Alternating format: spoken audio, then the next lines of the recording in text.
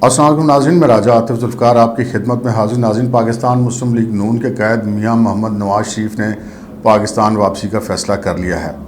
और इसके साथ ही आपको ये भी खबर दे दें कि जनाब लग रहा है कि कोई कब्ल वक्त इंतखाबात होने जा रहे हैं। और फिर सुप्रीम कोर्ट में ये जो हालिया बहरान है, इसके हल के लिए एक पुरस्कार किरदार बहुत मुतरक है। वो किरदार कौन है, इन तमाम मौज़ूआत पे आपको बताएंगे। मगर इससे पहले कि हम अपने प्रोग्राम को आगे बढ़ाएं, आपसे गुजारिश है कि अगर अभी तक आपने हमारा चैनल सब्सक्राइब नहीं किया तो प्लीज़ कर लीजिए और साथ ही बेल आइकॉन भी क्लिक कर दीजिए, ताकि जो ही हमारी कोई नई वीडियो अपलोड होती है तो उसका नोटिफिकेशन फौरी तौर पर आपको मौसूल हो सके। तो नाज़रीन, प्रोग्राम का बाकायदा आगाज़ करते हैं जी। कुछ ऐसी इतलात मिल रही हैं कि मियां मोहम्मद नवाज़ शरीफ ने पाकिस्तान वापसी का फ़ैसला कर लिया है। मुस्लिम लीग नून के जो अंदरूनी ज़राए हैं और स्पेशली जो शरीफ ख़ानदान के बहुत करीब ज़राए हैं, उन्होंने भी इस चीज़ की तस्दीक की और उन लोगों ने ये कहा है कि ये जो जुनैद सफदर साहब की शादी है, नवाज़ शरीफ साहब के नवासे और मरीम नवाज़ के जो साहबजादे हैं, उनकी ये जो अचानक शादी, इसको अचानक किस सेंस में कह सकते हैं कि ये शादी जो उनके ख़ानदानी ज़राए उनके मुताबिक मुबैना तौर पे अभी कुछ वक्त इसमें था, कुछ दिनों के बाद होनी थी।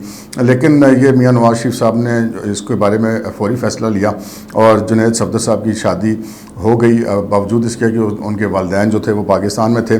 तो ये उनके कुछ अंदरूनी ज़राए का कहना है कि मियां नवाज़ शरीफ साहब अपनी लंदन मौजूदगी के बीच में ही जुनैद सफदर साहब की शादी करवाना चाहते थे। इसका मतलब यह है कि नवाज़ शरीफ साहब अब शायद कुछ दिनों के बाद, अब वक्त अभी फाइनल डिसाइड नहीं किया, या फिर नवाज़ शरीफ साहब ने अपने तौर पे कर भी लिया होगा, तो अभी तक उन्होंने किसी को बताया नहीं कि वो कब पाकिस्तान वापस आ रहे हैं। लेकिन ये बज़ाहिर बिल्कुल क्लियर हो चुका है कि नवाज़ शरीफ साहब अब पाकिस्तान वापसी का फ़ैसला कर चुके हैं। अब ये वापसी चंद दिनों में होनी है, चंद हफ्तों में होनी है, ये चंद महीनों में होनी है। बहरहाल ये मामला सालों की बात नहीं है। इसके साथ ही जी कुछ ऐसी भी खबरें आ रही हैं कि जो पाकिस्तान में जो आइंदा आम इंतखाबात हैं, जो शेड्यूल के मुताबिक तो 2023 में होने, लेकिन उसके बारे में ये इतलात मिली कि शायद वो कबल वक्त हो जाएँ।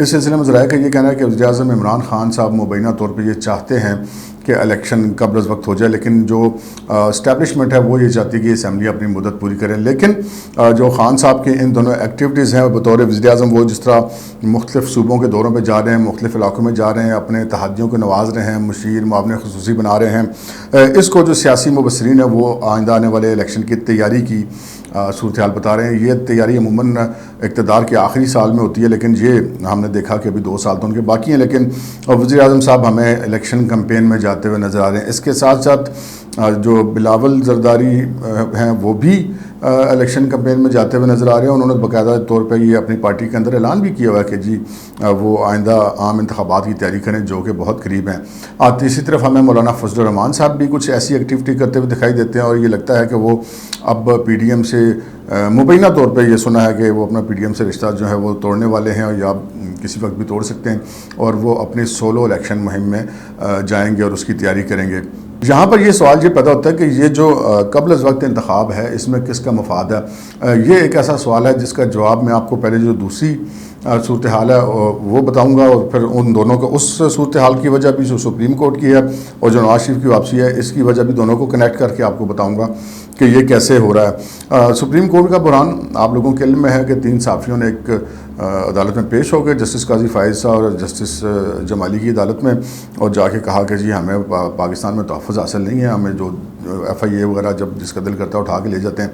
इस पर उन्होंने सो मोटो नोटिस लिया और जो फ्रीकैन थे, DG FIA, सेक्रेटरी दाखिला, IG पुलिस वगैरह, उन सबको नोटिस जारी कर दिया। लेकिन उसी रोज़ जो कायम मकाम चीफ जस्टिस थे, जस्टिस उमर अता बंदयाल, उन्होंने इस चीज़ का नोटिस लिया और अगले दिन एक जो है वो एक अदालत लगाई जिसमें 5 अरकान शामिल थे, और उन्होंने इस 2 रुकनी बेंच के जो हुक्म था उसको रोक दिया। और उसके बाद फिर उन्हें समाअत करने के बाद गुज़िश्ता रोज़ ये फ़ैसला दिया कि जी इस तरह वो बेंच नहीं बना सकता कोई भी जज सो मोटो नोटिस के लिए, इसके लिए सुप्रीम कोर्ट ही करेगा।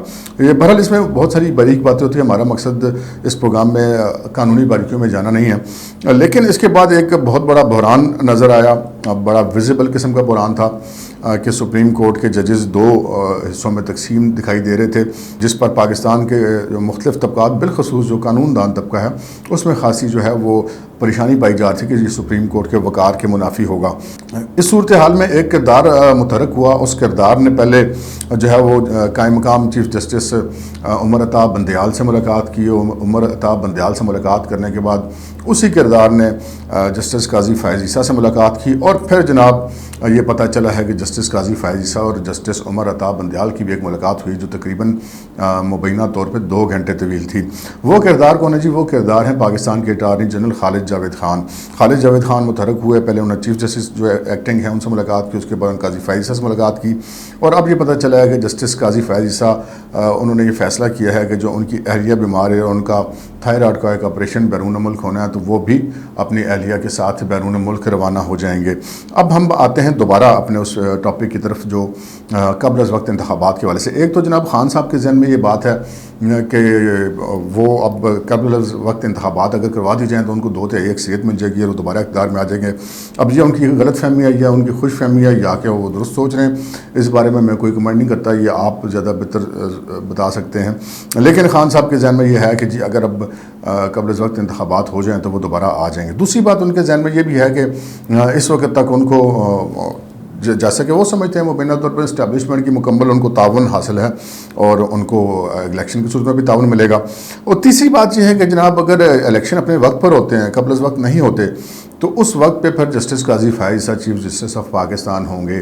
तो बहुत सारे लोगों को इस चीज़ का डर भी है कि वो अगर चीफ जस्टिस ऑफ पाकिस्तान होंगे तो फिर वो कोई मनमानी शायद ना कर सके। फिर ये ऐसा ख्याल है, हम इस बारे में कोई अपनी ज़ाती राय नहीं शामिल करते, लेकिन बहरहाल का जस्टिस काजी फ़ायज़ ईसा 2023 में चीफ जस्टिस होना बहुत सारे हलकों के लिए नाकाबिल कबूल है। और अगर वो अभी तक कोशिशें की गई, उनके खिलाफ रेफरेंस फाइल किए गए, मुख्तलिफ उनके खिलाफ इंक्वायरियाँ खोली गई, उनकी अहलिया के खिलाफ खोली गई, उनकी प्रॉपर्टीज़ का पूछा गया, सारा कुछ हुआ, लेकिन जस्टिस काजी फ़ायज़ ईसा ने जिसे कहते हैं ना कि इस सारे मामले में उन्होंने सर्वाइव किया।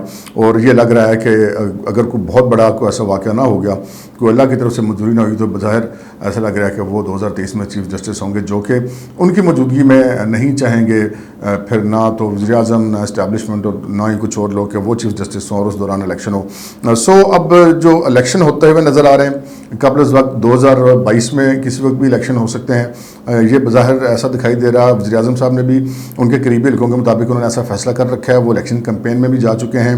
नवाज शरीफ साहब ने अपने नवासे की शादी फ़ौरन निपटाई, वो भी अब पाकिस्तान वापसी के लिए वो जिसे कहते हैं कि ज़्यादा राह बांध रहे हैं। और जनाब फिर बिलावल भुट्टो साहब भी इलेक्शन कैंपेन में जा चुके हैं। सो पाकिस्तान में अब एक इलेक्शन का माहौल बनता हुआ नज़र आ रहा है और फिर जनाब आइंदा इलेक्शन जो है वो कब्ल अज़ वक्त होते हुए दिखाई दे रहे हैं। मियाँ साहब वापस आते हुए नज़र आ रहे हैं और जो है वो काजी फ़ायज़ साहब बाहर जाते हुए नज़र आ रहे हैं। आज के प्रोग्राम में इतना ही, इजाज़त दीजिए, अल्लाह हाफ़िज़।